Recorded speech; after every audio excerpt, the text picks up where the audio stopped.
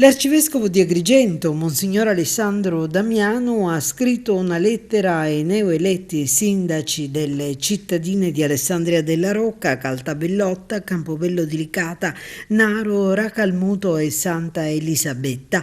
Ho pensato di scrivervi non certo una ricetta con ingredienti già pronti o un libretto di istruzioni sul buon governo, dice. Desidero solo bussare alla vostra porta per condividere con voi alcuni pensieri. L'attenzione del presule è verso l'uomo nella sua accezione più ampia e in particolare verso quello deputato alla gestione del bene comune. Sia la comunità cristiana che quella politica e civile, afferma, condividono la passione per l'uomo e in tal senso l'uomo nel suo significato più ampio, che si impegna della cura e la promozione del bene comune. Ma cosa vuol dire concretamente bene comune? Si interroga Monsignor Damiano.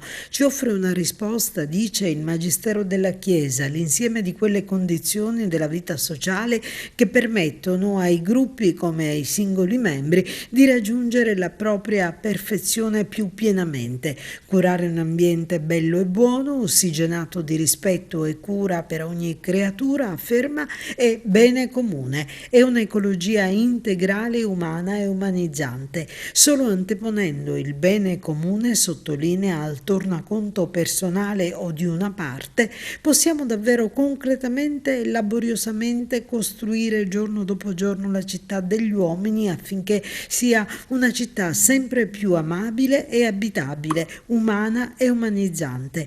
L'arcivescovo conclude porgendo auspici di un buon lavoro che renda i sindaci, con l'aiuto di Dio, tessitori di relazioni buone, sane e sananti e perciò stesso tessitori di speranza.